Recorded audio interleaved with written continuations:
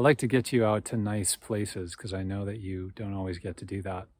I figure this is pretty nice today. Beautiful light. I want to talk about isolation because isolation with chronic fatigue is so demoralizing. And we go on day after day, tucked away by ourselves, stewing in our own minds, right? Stewing in your own mind. So you're having the same thoughts over and over again, repetitive thinking, a kind of compulsive thinking often. Sometimes the compulsive thinking is just thinking about how terrible it is. There's lots of conversations that the birds are having today. Thinking how terrible it is, and that compulsion to think that again and again. Oh my God, it's so terrible. It's so terrible. Isn't this terrible? This is just so terrible. Nobody gets how terrible this is. By the way, it's really terrible. Did I mention that it's terrible? Oh my goodness, right? It's getting lost in that miasma, and there's no other voice in the room.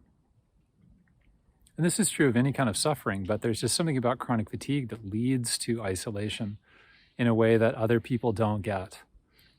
But we get it. And I want to say that I think breaking that isolation is really important, even if breaking it is gently going online. I know that online can be a tricky thing. Social media can be too tough for some people, too jarring emotionally, too jangly emotionally. So going online, reaching out via text, writing a short email, sending a voice recording, or leaving a message on somebody's answering machine just saying, hey, having a rough day here, but I'm thinking about you and just wishing you were here and I hope you're having a great day. Little things like this bring us out of being lost in here.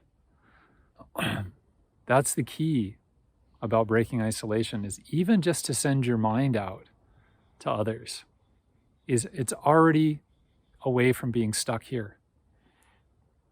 So think about how to do this. And I'll recommend something that the Buddhists recommend, which is, even in the midst of real suffering, to think about all of the other human beings, including everybody who's listening here, who are going through the same thing and who are really struggling along with you.